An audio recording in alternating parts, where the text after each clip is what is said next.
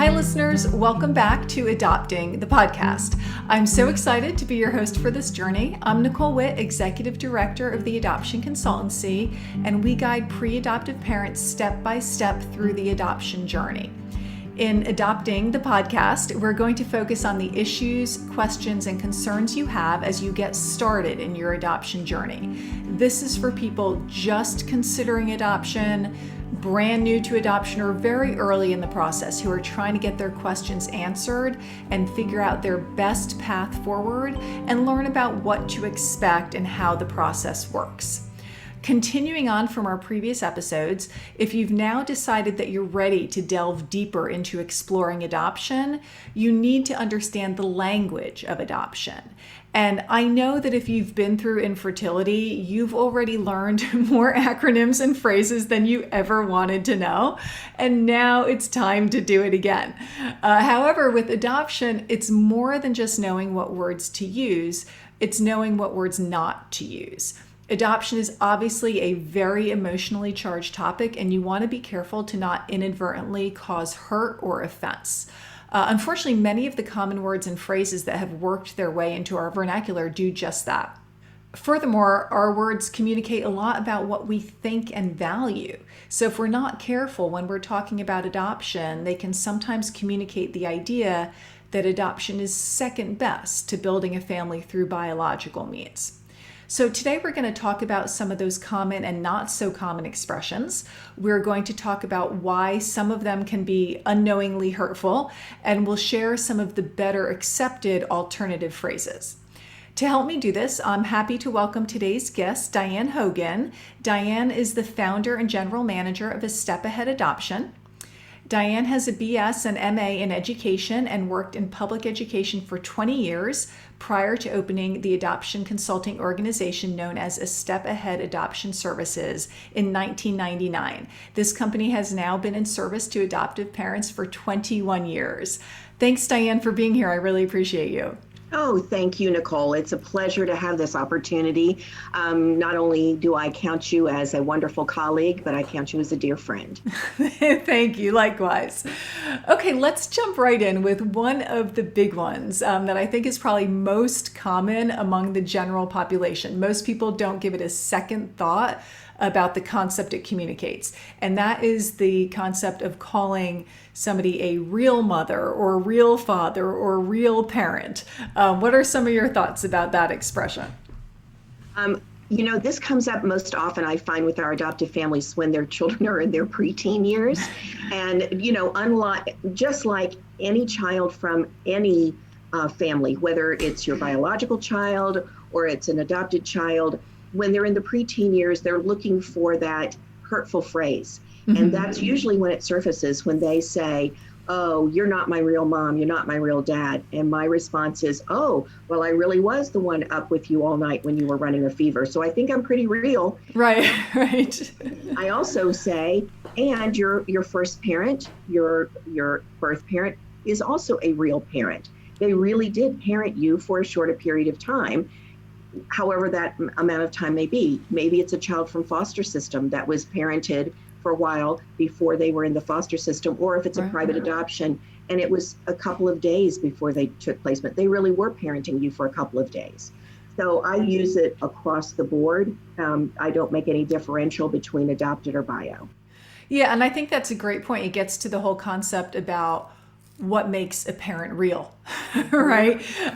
And I think when people use it to refer to the birth families, as a lot of people do, then that implies that the adoptive relationships within a family are maybe not as strong as the blood relationships, right? So I think the better terms to use are the ones that you and I have been using in terms of birth parent, first family, those kinds of things. And the same vein as real parent is this idea of natural parent, as opposed to saying birth parent or biological parent, right? Yes, absolutely. I like that phrase a lot. Also, I see that this can sometimes come out with friends that don't know better. And so people forget that they also need to educate their extended family and their friends about the acceptable phraseology and words that they would like to use. So if a friend, not meaning to be hurtful, says to your child, well, is your real mom still in touch with you, meaning the biological parent? Or it's sort of like it creates a divide already that the child maybe hadn't even thought about. So I think it's also a point of reference for the adoptive listeners, the adoptive parents listening, to educate your extended village, whether that be your extended family or your dear friends with, hey, this is the terminology we use. That's a great idea. And also your point about the child hearing that, I think that's the underlying key point about everything we're talking about here today is the children hear these things, and what messages are you sending, either subtly or explicitly, with some of the language that you use. And that's really most important.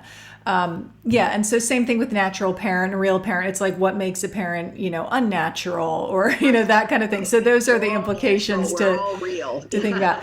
And talking about with the children here, you also hear people use that in terms of real child or natural child, right? So then that applies that they're, imaginary or something. Like, people in the grocery store might see somebody who adopted a child maybe of a different race than them, and they say, is that your real child? And what does that communicate to that child? So these are really critical ones that people use every day that need to tune into the implications a little bit better. Absolutely. So speaking of the child, here's one that a lot of pre-adoptive parents are guilty of too, which is saying my own child as opposed to my biological child. So I hear from so many potential clients that say, I've always wanted to adopt in addition to having children of my own, or, we want to have our own children first and then adopt. So do you want to comment on that one a little bit? Yeah, well, that's a time bomb. Thank you so much for giving me that one.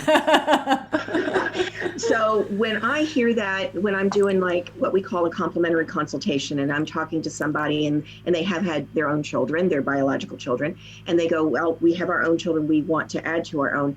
I'll say, well, let's talk about, how you envision that child coming into your home. Do you envision that child as just I want to make sure you don't see this as a consolation prize. I don't want you to see this as, well, we couldn't have another child naturally or with assisted reproduction, so we'll go adopt a child. That child will non-verbally pick up that they were not the first choice. Right. And you always want to make sure that the children feel equally loved, equally placed in the family, no matter whether it's a first, second, third, or fourth child. And so I try to kind of snarf that out in those initial conversations and say, we really need to address that desire you have, and let's get to the heart of that, because maybe adoption isn't your best path. And right. As I've grown through this process with families, I've gotten a little more bold by saying, maybe you would be a better candidate family for looking at gestational carrier or embryo adoption or surrogacy. And I'm amazed how many people haven't even looked at that. And they just may be a better candidate. Their view of how that child is enmeshed in their family. Right, and how they'll be able to support the child in that experience, most importantly. Correct. Yeah. Do you mind if I rewind back to something a minute about? Sure, go ahead. Okay. The other thing I wanted to bring up, because I was looking through the agenda and I wanted to just, it's a hot button, but I just want to pull it in about race. So let's say you are a transracial family, and I've had this happen where families walk through a grocery store and somebody stops and says, oh, your daughter is so beautiful. What country is she from? Right. Well, she might be from another country. I used to respond, oh, from the great state of Texas. My child is from, because I have a child that is mixed race. So I just think that's another point of education for families, is if they are going to be, and that's a whole different topic, and I get it. But when it comes, again, to terminology, don't forget to address race if you're going to be a transracial family, and how you want that expressed to your child and to your extended family and to your friends. Yeah, absolutely. Critical. Yep. Okay. So jumping back to, as the adoptive parents might refer to the child as their child, not their adopted child, just as they wouldn't refer to any biological children as their biological child. After the adoption, the adopted children are 100% legally the child's parents. So they should just, the parents would just be referred to as a parent, not an adoptive parent. The child would just be referred to as a child. So, just kind of wrapping that up, but not to take away from the birth parents, right? Adoptive parent would certainly be used when you need to distinguish between the two, but in everyday life, the adoptive parents are the parents, the child's the child. There's no need to put these qualifiers on. I would totally agree. The other thing that I do early on with clients is when it's a new relationship with expectant parents, birth parents, and then you're parenting the child and you're in their presence, instead of saying yours or mine, how about saying our? Right. It's our child, because that is actually the case. You birthed the child, I'm parenting the child, it is our child. And so I try to come up with inclusive pronouns to use, but I like their child, our child. I like inclusive pronouns. And I wipe away the adopted in the bio. Just a kid's a kid. Right, right. And I think in adoption in general, you're right. I mean, the more we can be inclusive, the better off we're going to be versus dividing between groups and so on. Agreed.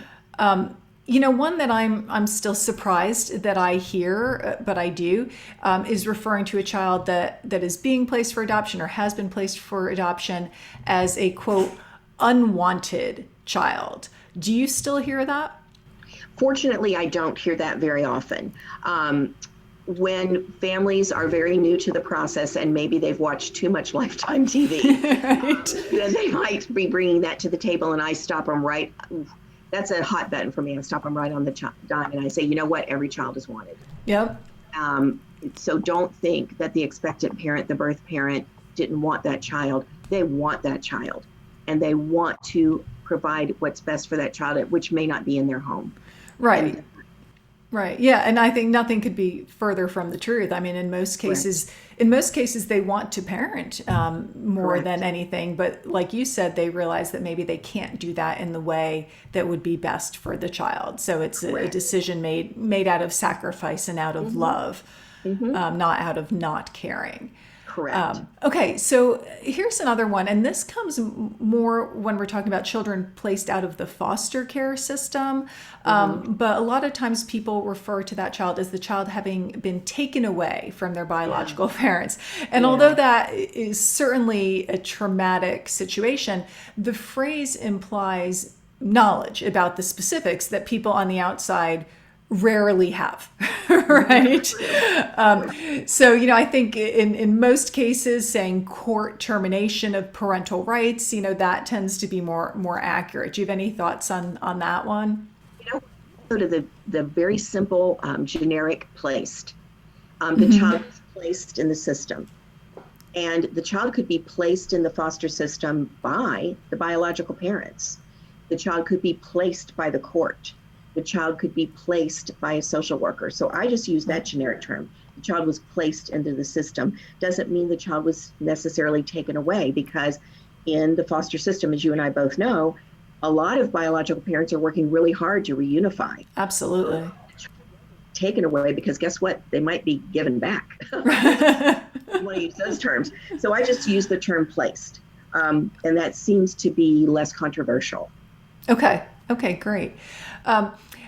And this one, on the one hand, it feels kind of old-fashioned, but it does come up here and there. And I think the message it sends is really important to not send, is referring to a child that's illegitimate if they're born to unmarried parents, right? Which would be the better way to say it.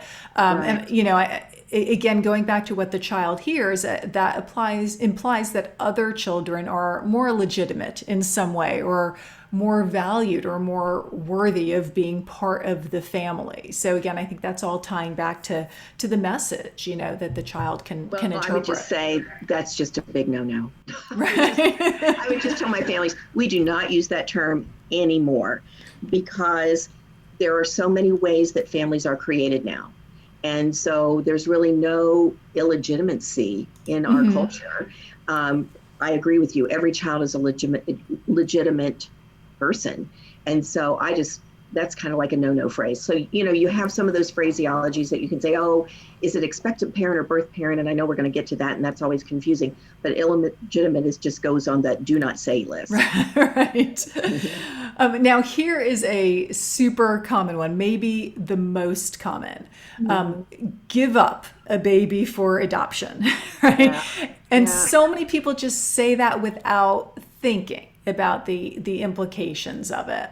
But the way that we use that phrase in other parts of our lives usually refers to bad habits, right? I'm going to give up smoking or whatever it is. And I think it's insulting to what the birth mom has thought about and put into this. It implies like there hasn't really been much effort on her part with it.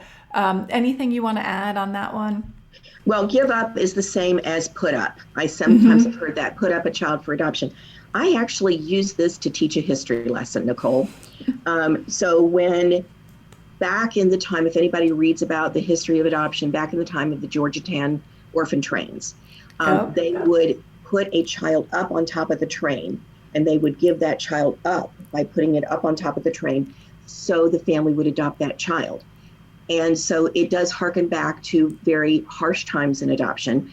And I try to correct people all the time. And unfortunately, it's still used quite a bit in the media. I mean, I cringe, I'm sure you do too, whenever we see an adoption movie and they talk about giving up the child. No! Right. She made a choice. She made an adoption plan, or they made a choice. They made an adoption plan. It's a really hard word to get out of the vocabulary, but it's a very important term because I agree with you. I think it connotes a lot of negativity and a lot of she didn't love you, he didn't love you, they didn't love you. No, they love that child implicitly. Right. It's just not where they are in their life to be able to parent. Yeah, and actually going back to sort of those orphan trains, a lot of times the children were basically the landowners would select them as field hands, right? So they became property of the landowner. So it's even worse, right? It takes it to another place. And similar to that one too is give away for adoption. So same thing, like you said, make an adoption plan is so much better. And of course, the corollary to that is keeping the child, right? As opposed to parenting the child, which goes back to making the child sound like a possession. A possession, right. Exactly. And I think it's really hard. Nasty things to talk about in adoption is money. But I think it's really hard for parents looking at private adoption and they feel like, well, I am investing all these dollars, and it makes the child feel like it's property. And that's not it. I try to refocus everybody's mind that whether you know it or not, if you are birthing a child, you are paying an insurance company, you are paying a doctor, you are paying a nurse, you are paying for services. Same thing in adoption, you're paying for services just in a different avenue. So that way I try to get it away from thinking of it as a possession versus it's a means to an end. You've got to pay for services however you bring a child into the world. Absolutely. Okay, so let's shift gears to the birth mom, even though obviously we've touched on her already. And one thing that many adoptive parents say, and I think many times with very good intentions, is that they refer to their child's birth mom as our birth mom, is the way that they put it. Yeah. And I'm sure there are some birth moms who enjoy that feeling of being part of the whole family as opposed to just being connected to the child. But I always think that is something that the family should check with her first and ask her how she responds to that, right? Because again, it also goes back to that idea of a possession, right? That does she belong to them?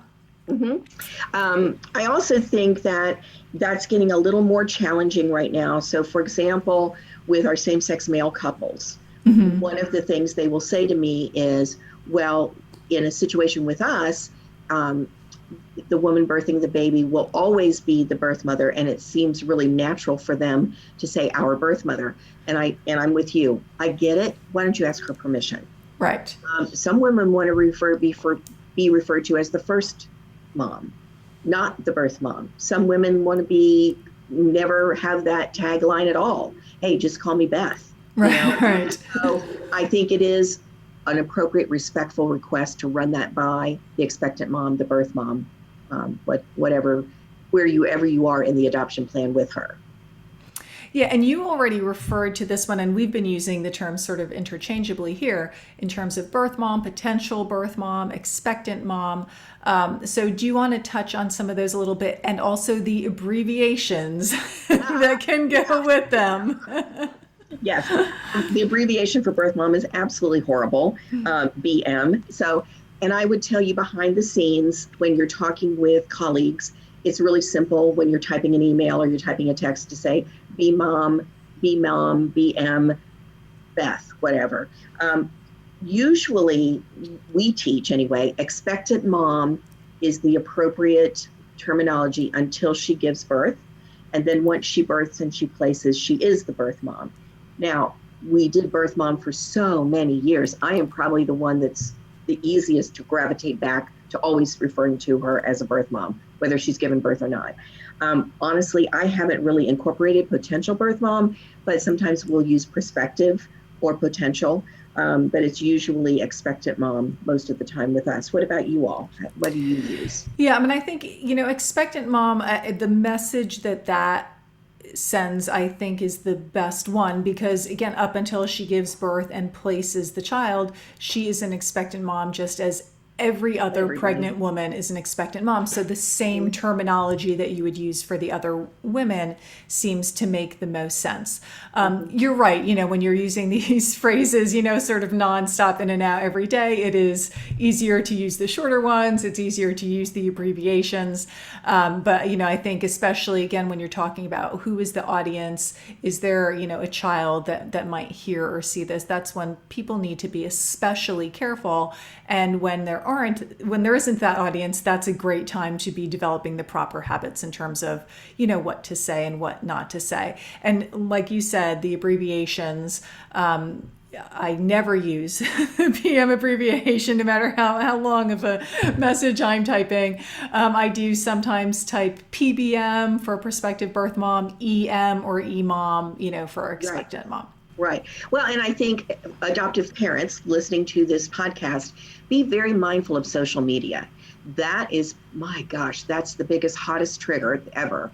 If you type something in social media, whatever you're posting, you can start an entire diatribe. So before you hit, I think sometimes you have to check your emotion. Before you hit submit or send or enter or whatever, could you reread your post? Right. And make sure that you don't know who the audience is. The audience could be that child that was placed out of the foster care system and they're very tender. You don't know who's looking at your post. Right. And so you need to really be mindful and pull your emotion out first before you hit click and it goes out to the world. Good general life advice as well.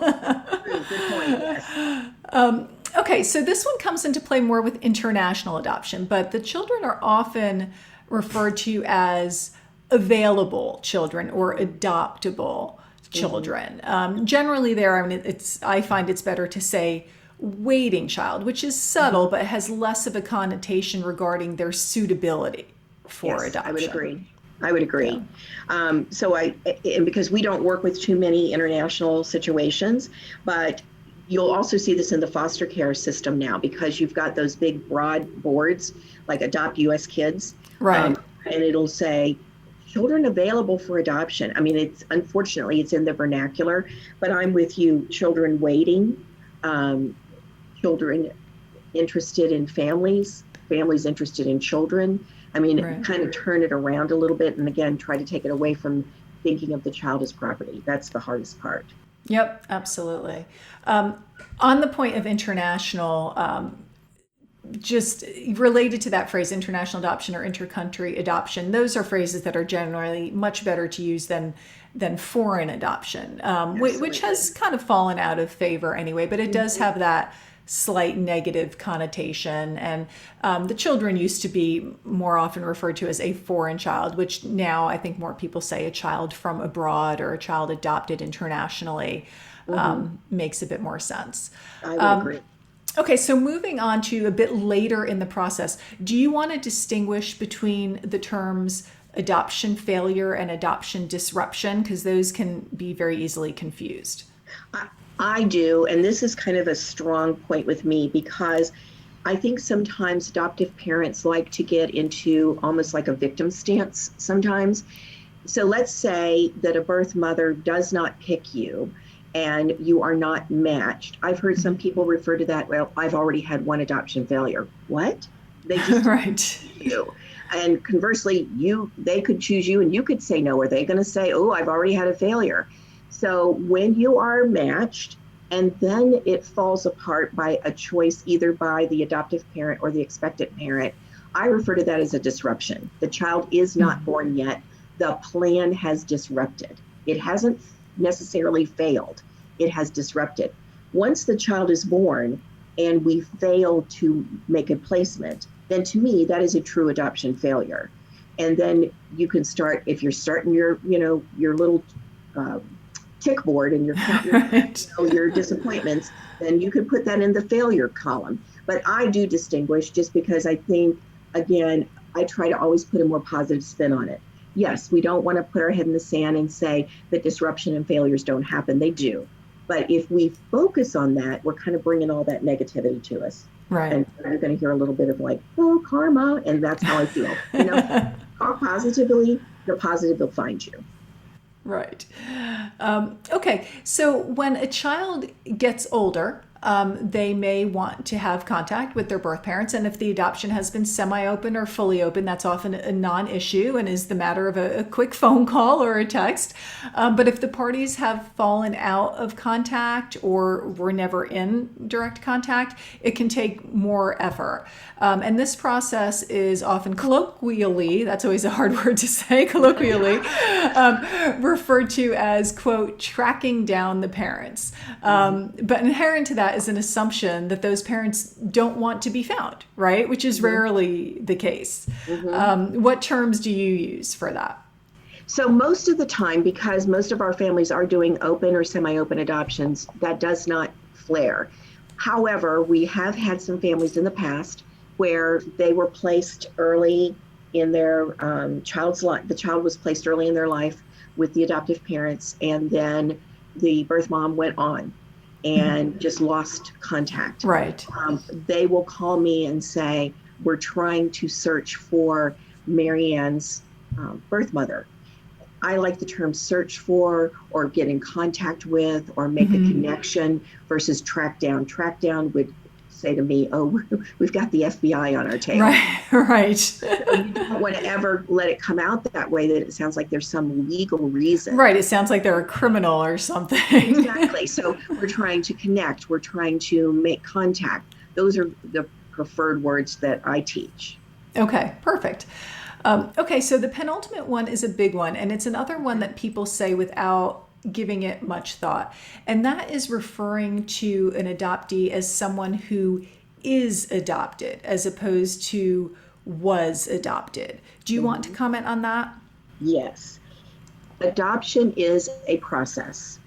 Adoption is not your identifier. I was adopted when I was 5 days old by Diane and Pat Hogan. I am their son. That, boom, that's all people need to know. Sometimes in people wanting to celebrate adoption, they will lead with, and so-and-so is an adopted child. Oh, Right. and that's great. Then conversely, I cringe when I see in the news media, this and that person were shot and their child was adopted. Like, what? Right. Adoption made them shoot these people? No, something else created that. So I just refer to adoption as the process. And when I'm talking to a family and I say, we're with you through finalization, and that is the end of the adoption process, then you just now are a family. You're a family that was created through adoption. So try to turn it around in a more positive vein. Yeah, and actually on that last point, a family that was created through adoption, I think focusing on that, they became parents through adoption or they grew their family through adoption, that puts the focus more on the parents' process than making the focus a characteristic of the child. right? Absolutely. And a corollary to this whole concept of using the word adopted as an adjective, when people say, and we kind of touched on this earlier, my adopted child, it implies that their position in the family requires some sort of qualification, right? And that there's a different value placed on this particular qualification than on a person that doesn't require it. So yeah, I think focusing on the process that the parents chose to go through is the better way to go. Well, and the other thing is, I think when families have become parents through, as I call it, the miracle of adoption, so I still see it as a miracle, they're so in love with it and they just want to almost emotionally vomit in a positive way all the time, and they're going to slip up. And I just want to make sure people don't sit back and go, oh, darn it, what was I thinking? It is okay. As you practice wording and phraseology, practice before you take placement of a child. I just even say do mock conversations, like pretend grandma and grandpa are sitting in front of you. How are you going to talk to them about this? And again, kind of practice it before the child is in your home. Some parents, I understand, are uncomfortable doing that. They just feel like, oh, I can't go there emotionally. I just don't believe it's going to happen. I'll do it when the kid is here. I'm like, oh, people just don't realize you're going to be sleep deprived and stupid stuff's going to come out of your mouth. So, but at the same token, don't beat yourself up because you're just trying to learn and grow with this process. That's a really great point, and I appreciate you making that. Sure. One final thing that's slightly tangential, but we'd be remiss if we didn't address it, is the comments that adoptive parents so often hear, such as, he or she is so lucky that you adopted him or her, or it's so wonderful that you're giving this child a better life, or you're such good people for adopting and helping a child in need. Do you want to touch on why that is problematic? Sure. I turn it around every single time. Oh no, I'm the lucky one. Oh, I am fortunate that she found me or he found me. Because I want the child to feel like they had ownership, that they just weren't a pawn on a chessboard, that they were passed from one corner to another corner. I know we talk about the triad all the time, but I always talk about, the child is the most important piece of that triad. And so you always have to think of how is that going to impact them. I'm the lucky one, that I was chosen, that I was selected, that I was picked by whomever, and you were part of that, whether you knew what was going on at the time or not. So I just kind of turn it around and flip it back on me. Yeah, and I think that, and some of the things that we tend to hear from adult adoptees now is that the reason that can be harmful is because it ignores any grief the child may feel as a result of their adoption, and it may even make them feel like they owe something to their adoptive parents, that they should feel grateful or even indebted to their adoptive parents, and that is not, a healthy parent-child relationship in that situation. So, people can just say, what a beautiful family, or I'm happy for your family, instead of those other messages. Well, and again, it's what I call playground talk. It's like, be careful when you are talking to your neighbors whose kids might go to school with your kids, because whatever you say is part of their adoption story. And if your bestie lives right next door to you and your kids are going to grow up together and you're just so excited and you just kind of tell too much about that child's history, and then they're playing on the playground and their child says something that you feel like, oh my gosh, I didn't want that cat to come out of the bag. Yeah. Well, you let the words out. So you need to think all the time, how is your child going to view this? What am I saying? Who am I saying it to?